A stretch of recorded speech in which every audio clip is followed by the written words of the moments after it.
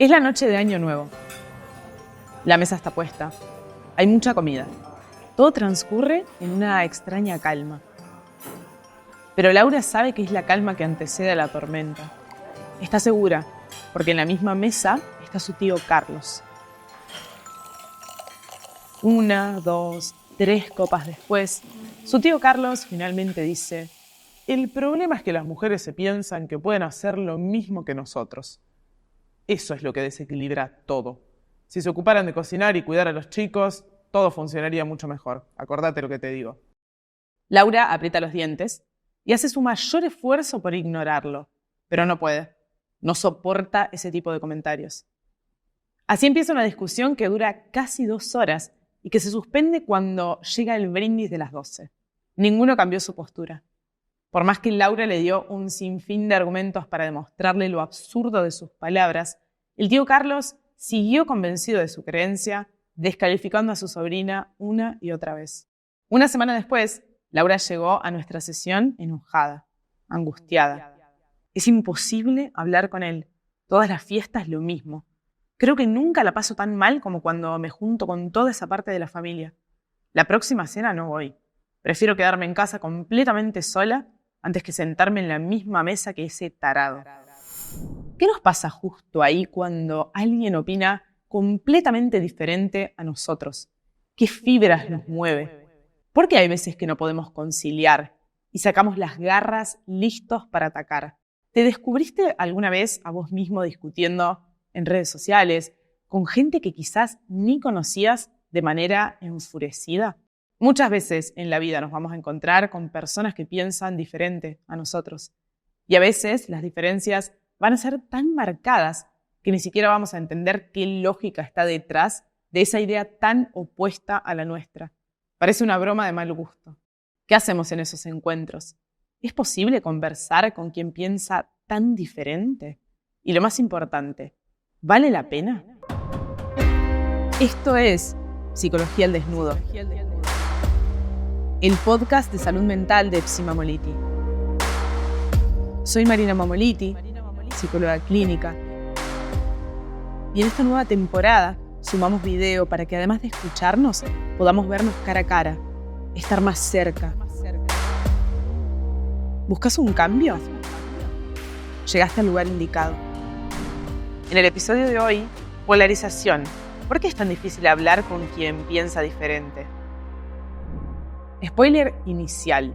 Sí, vale la pena conversar con quienes piensan diametralmente opuesto a nosotros. Y en este episodio te cuento por qué. Hablar con gente que piensa igual que nosotros es fácil. Estamos de acuerdo antes de empezar la conversación. Me parece un horror lo que le dijo la madre. No debería tratarla así. Tenés razón, no entiendo cómo lo soporta. Yo me hubiera ido. Acá no hay conflicto. Las 2 personas están de acuerdo. Sobre esto hay un estudio que, después de reunir grupos de gente que pensaba igual, demostró que apenas 15 minutos de conversación hizo que las opiniones se volvieran más homogéneas y extremas. La falta de diversidad hizo que sus ideas se potenciaran, se vuelvan más radicales y por lo tanto menos tolerante de lo diferente. Si este grupo de estudio pensaba de antemano que comer carne era importante para la alimentación, pasados esos 15 minutos de conversación, no solo piensan que es importante, sino que es fundamental. Y si se sigue potenciando esa opinión, es probable que terminen concluyendo que comer carne es la base constitutiva de la alimentación y que los vegetarianos son un grupo de gente que atenta contra la salud de la humanidad. Cuando hablamos con gente que piensa diferente, la cosa cambia. La conversación se enriquece, porque cada uno de nosotros ve la realidad desde su perspectiva. Eso hace que, inevitablemente, veamos solamente una parte de la realidad, una porción de algo que es mucho más grande. Cuando compartimos esa porción, le convidamos a la otra persona esa pequeña porcioncita que quizás no había visto todavía. Un ejemplo sencillo para entenderlo mejor. Vamos en un colectivo, vemos que un auto pasa, un semáforo en rojo, y nos choca. Después del sacudón y de ver que no hay heridos, nos indignamos con el conductor del auto. Hablamos con los otros pasajeros y nos ponemos cada vez más agresivos. Decidimos bajarnos a increparlo. Pero cuando lo hacemos, nos tomamos un minuto para escuchar lo que dice. El conductor está llorando, desconsolado. Nos explica que le fallaron los frenos y que por más que lo intentó, no pudo frenar. ¿Quién tiene razón en esta situación? ¿Los pasajeros indignados o el conductor que no pudo frenar? Cuando entramos en contacto con la porción del otro, nuestras emociones y modos de entender la situación cambian. Quizás ya no queremos golpear al conductor, sino que nos compadecemos de él y hasta empatizamos. Lo mismo pasa con las ideas. Si nos enfrascamos en lo que pensamos, es probable que nos quedemos solamente con una parte de la realidad. Nos perdemos entonces de otras partes. Escuchar a los que piensan distinto nos aporta esa otra mirada que quizás no estábamos teniendo en cuenta y que puede hasta mejorar nuestro análisis de la situación. Además, las diferencias son inevitables. Desde que nacemos, somos diferentes a todos los demás de nuestra especie. No es una elección. Cada uno de nosotros tiene un ADN diferente. No existen dos personas sobre la faz de la Tierra que sean exactamente iguales. Y si al factor biológico le sumamos las diferencias de crianza y de contexto social en el que crecimos, queda claro que la idea de ser iguales a otros escapa de la condición de humanos. Las diferencias enriquecen, permiten el equilibrio de los ecosistemas. Y no solo eso, voy a ir más allá. Las diferencias son una condición necesaria para la vida. Hasta acá está todo buenísimo, somos todos diferentes y eso no solo es inevitable, sino que además es necesario para la armonía del planeta. Pero ¿por qué entonces nos cuesta tanto hablar con quienes piensan diferente? Empecemos por el principio. Nacemos, somos unos cachorros humanos con todo el mundo para aprender. A medida que crecemos y nos convertimos en personas adultas, vamos acumulando ideas sobre el mundo, opiniones, creencias, preferencias, de la mano de nuestro contexto cercano.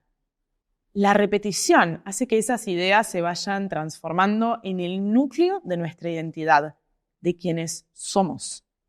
Soy cristiana, soy musulmán, soy argentina, soy española, soy de izquierda, de derecha, soy rockera, trapera, soy de un equipo de fútbol o de otro.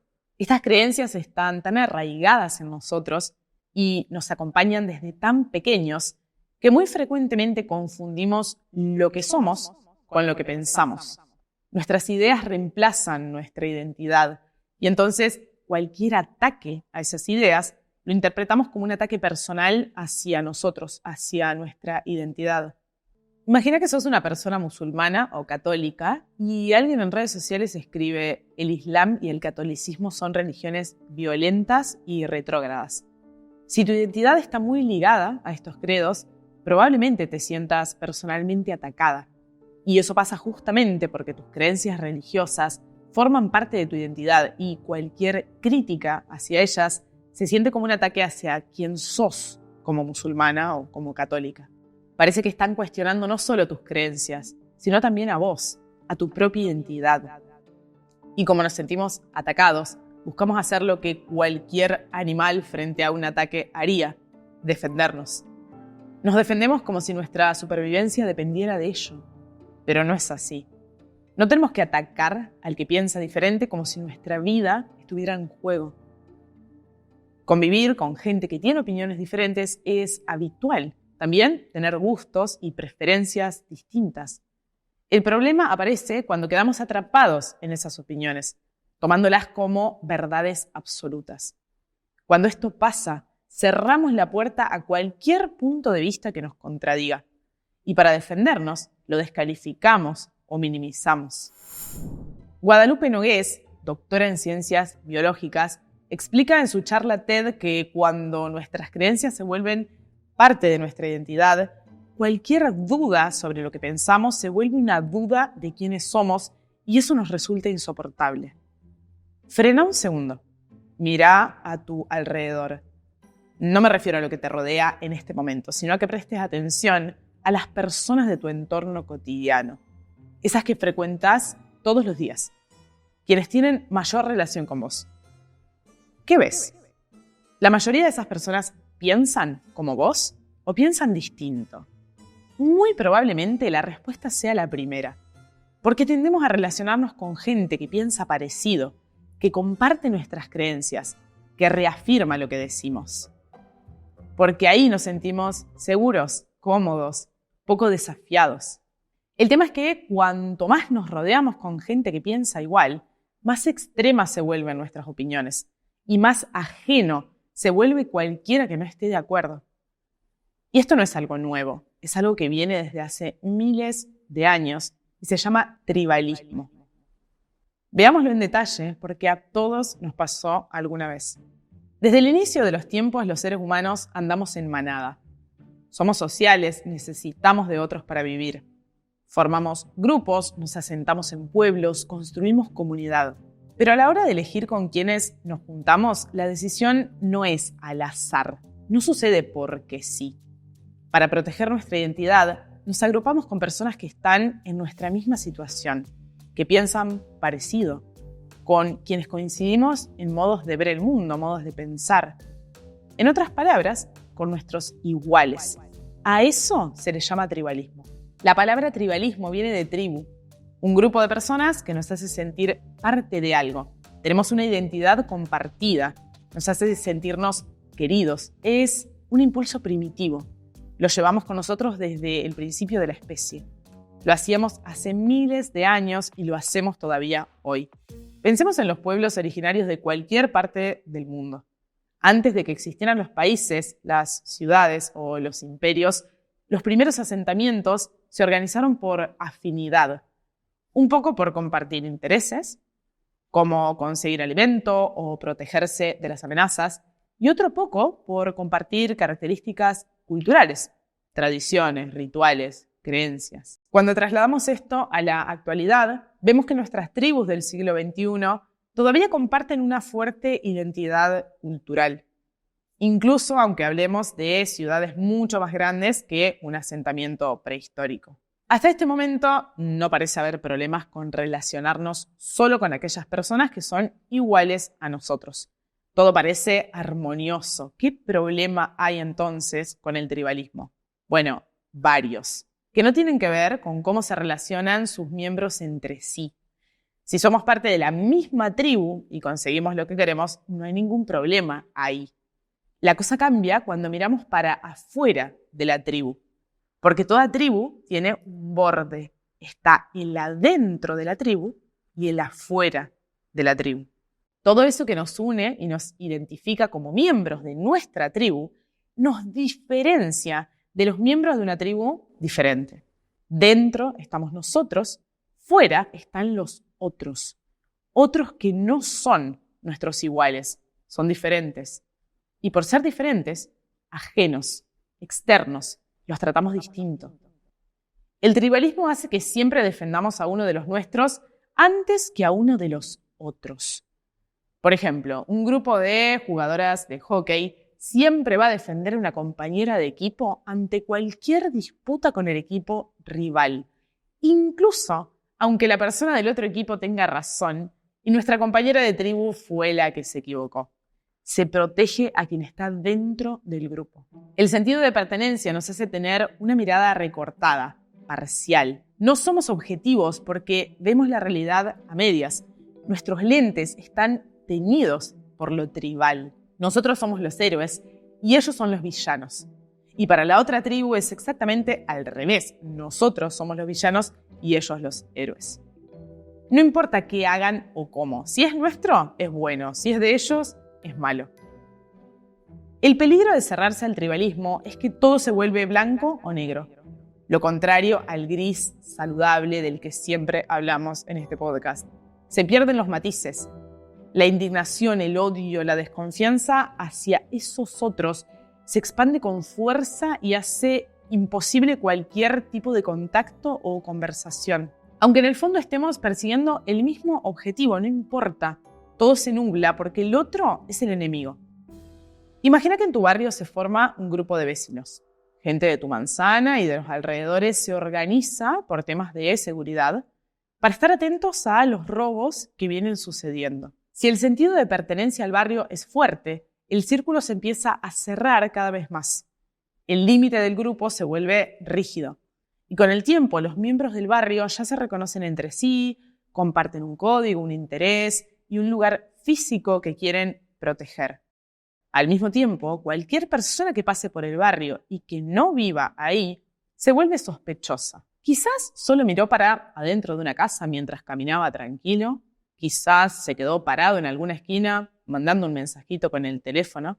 Si no es del barrio, probablemente el grupo se active para prestar atención a esa persona, porque no pertenece. No es del barrio, es externo, es un otro y por lo tanto no es bienvenido. Volvamos al debate inicial de Laura, mi consultante con su tío Carlos. Si toda la familia tiene una postura machista muy fuerte y sostiene que las mujeres tienen que solamente ocuparse de la casa, de los hijos, para Laura va a ser muy difícil poder expresar su opinión.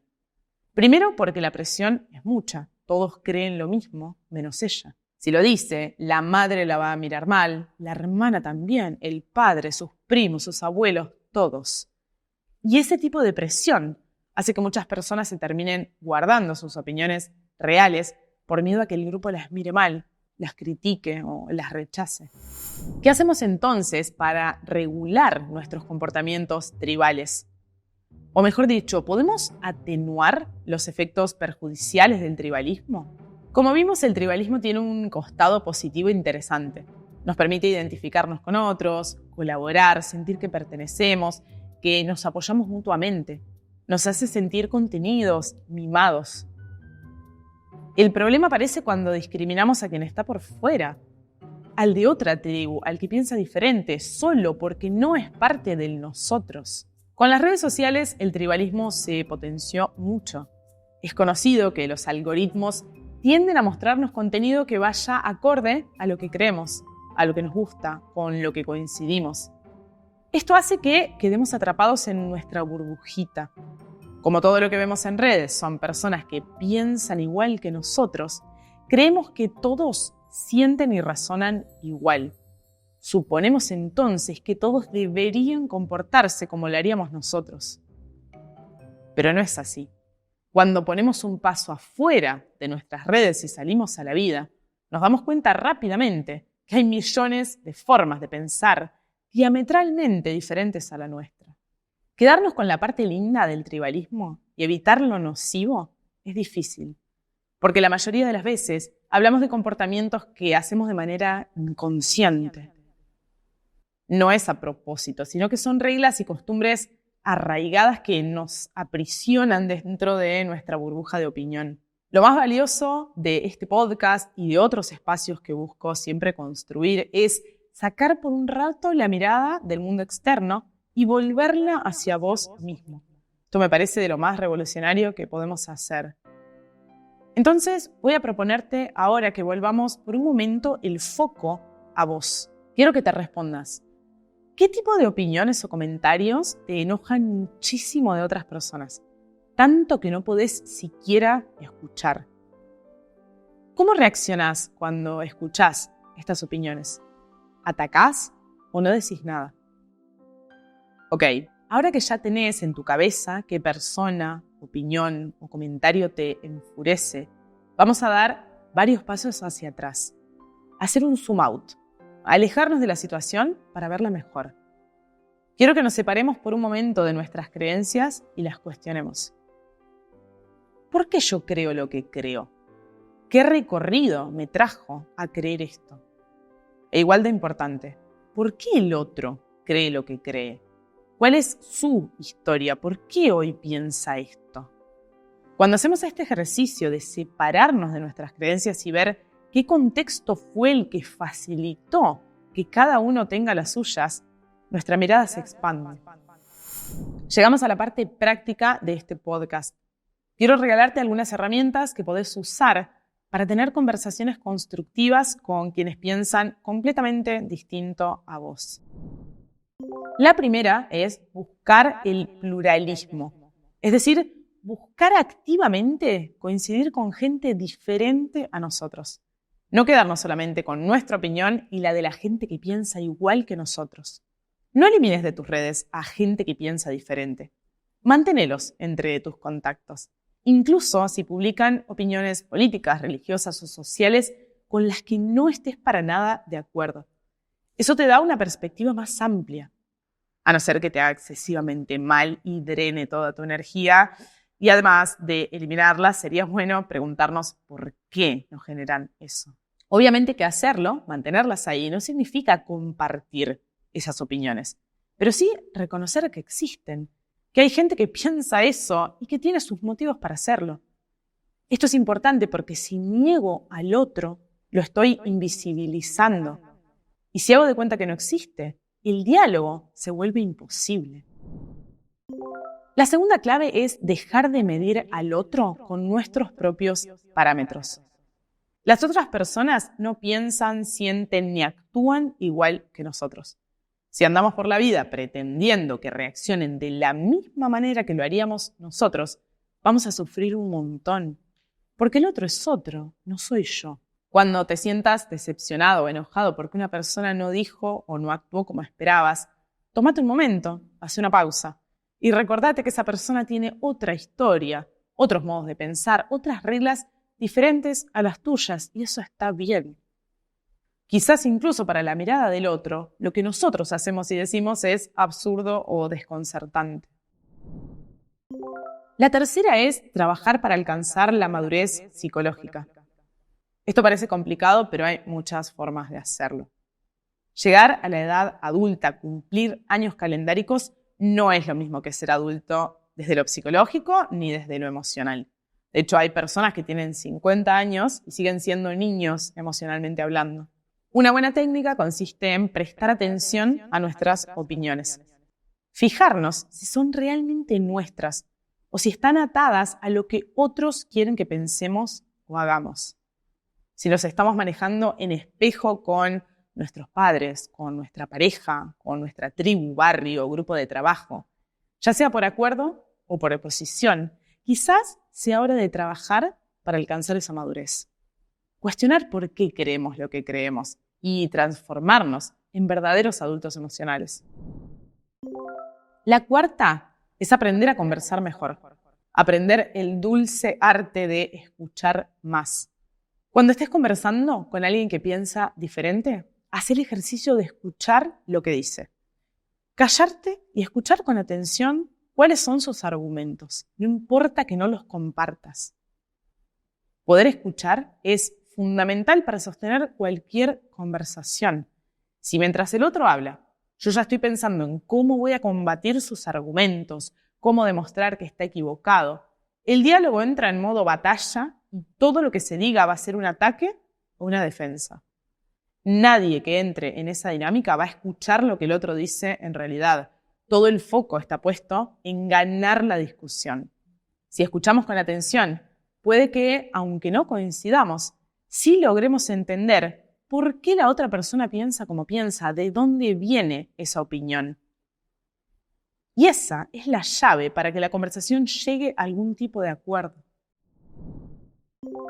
La quinta es separar las ideas de las personas. No somos nuestras ideas. De hecho, no hay nada más habitual que cambiar lo que pensamos sobre algo, cambiar nuestras opiniones. Intentá hacer memoria de cuándo fue la última vez que cambiaste de opinión sobre algo.